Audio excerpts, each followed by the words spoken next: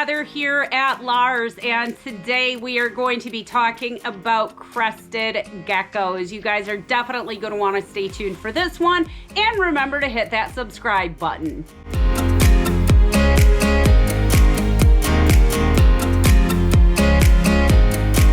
So we're going to go and see if we can find our gecko hidden in the leaves.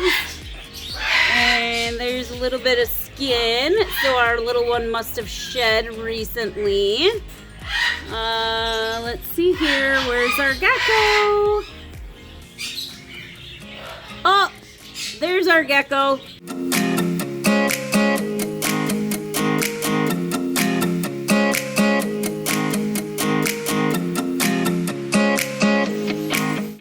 Everyone, so this is my little friend Frank, and Frank is a crested gecko. These guys are oftentimes also called eyelash geckos, and that is because of the cute little eyelashes that they have up and around their eyes.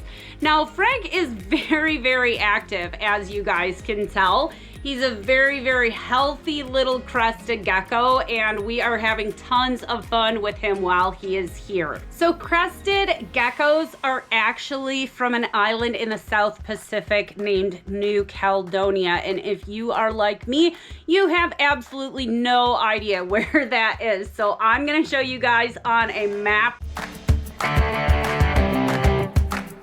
So these guys are really amazing. They come from an environment where they are living between 72 and 86 degrees, and also gains about 102 inches of rain every year.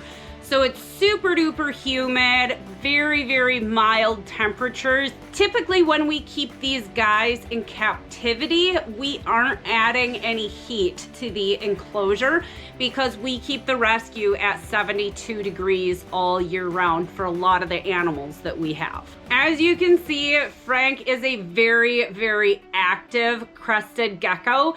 Now, these guys you do really have to watch when you are handling them because they think they are invincible. So Frank here will actually try to jump, and I want to show you something if Frank lets me. Cool thing here, these guys actually have little webbed feet, and they have little kind of pockets like a flying squirrel on the back of their legs, and so that is something that makes them want to kind of glide through the air. It makes it very easy for them to do so, makes it very easy for their jumps to be intentional. Now these guys do have really poor eyesight. They are nocturnal, just like a lot of other geckos out there in the world.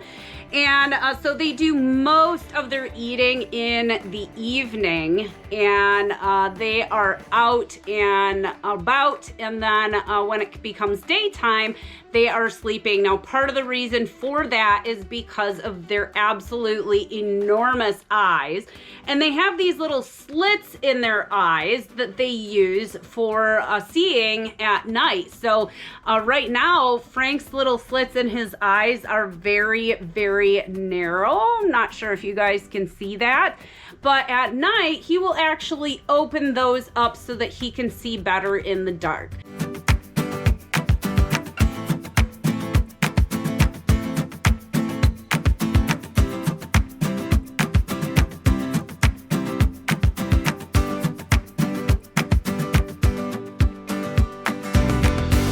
These are one of the few geckos out there that actually will make noises, and the noises that they make are just tiny little squeaks. Now Frank just did that, which my camera probably did not pick up that noise.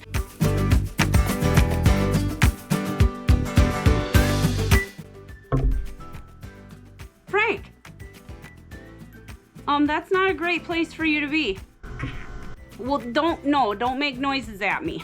It is adorable, but sometimes that can just mean a sign of warning. They do not like what you're doing, and so you should probably stop. All reptiles and crested geckos are extremely intelligent. In my opinion, they are very underrated. In the wild, these guys are actually eating lots of little tiny insects, but they also do need a little bit of vegetable matter in their diet. So in captivity, to make sure that these guys are getting the proper nutrition, we will actually feed a mixture of Pangea and Repashy. Now, it comes in a powder form. You mix it with water until it makes kind of like a medium to loose consistency pancake batter, and that is going to get them the water that they need for their water intake, and it's also going to feed them the food that they need, and they absolutely love it. Pangea and Repashy both come in a bunch of different flavors. We typically will go with a regular fly mixture for them, and then I like to mix in a little bit of the fruity stuff just to give it some flavor. So fun fact about crested geckos, now you can see that Frank actually has a nice long tail on him. But if crested geckos lose their tail, which they can do if they get scared or if their tail gets caught in something, it's actually a self-defense mechanism. It's that old thing of they lose their tail keeps wiggling and distracts the predator, so then they can actually go on living. Now, here's the fun fact. When crested geckos lose their tails, the nickname for them is frog butt. And I can't make this stuff up, guys, because they will drop their tail right at the back of their body. And I'll see if I can twist Frank around here. So they'll drop their tail right here. And it literally looks like a frog butt, which is why I'm sure they call it a frog butt. These guys are fascinating little animals, and their feet are absolutely incredible. These guys can actually climb glass. So they are very, very good at moving around, and they are very, very good at getting themselves into some unusual places. So when you're taking a look at crested geckos, it is actually super duper easy to tell if you have a male or a female. So I'm sure you guys can see if Frank moves his little feet here, he actually is a male, and that is very apparent. They don't have internal sex organs. All their sex organs are on the outside, and so we can definitely tell that Frank here is a boy. If you're taking care of these guys in captivity, they can live 15 to 20 years. So they are a very, very long-lived animal. Now, we're fortunate enough that Frank was handled regularly in his previous home, and that's part of the reason why he's just chilling out on my arm and kind of exploring around without jumping.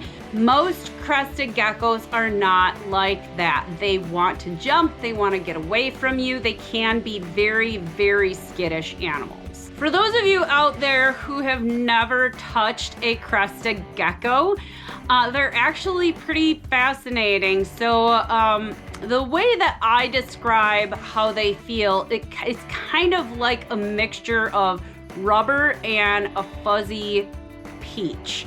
And then their like toes are little suction cups. A lot of people like to set up bioactive enclosures for crested geckos, and out of all of the reptiles that we've dealt with over all of the years, bioactive enclosures are actually some of our favorite. If you're setting up a bioactive enclosure, there are several ways that you can do that. But the easiest way to set up a bioactive enclosure, you're gonna put down a level of rock on the bottom of the enclosure, and then you're gonna mix your topsoil with your coconut husk, and you're gonna put that down. You don't wanna pack it down too much when you're setting up an enclosure like that, because you wanna have a little bit of room in the soil.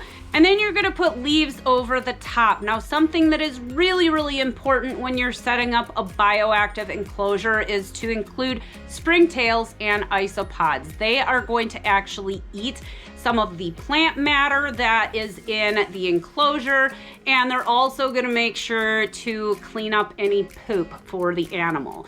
And then in addition to that, you have to do your research, but you can add a lot of really cool plants to a bioactive enclosure.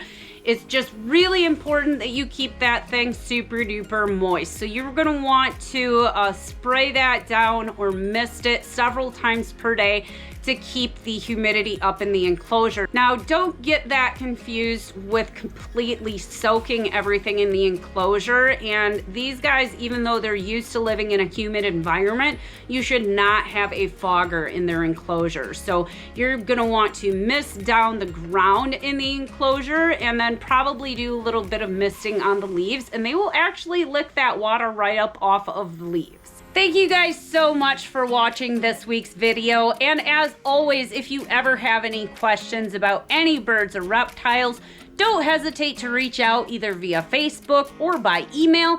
And I hope you guys have a wonderful day.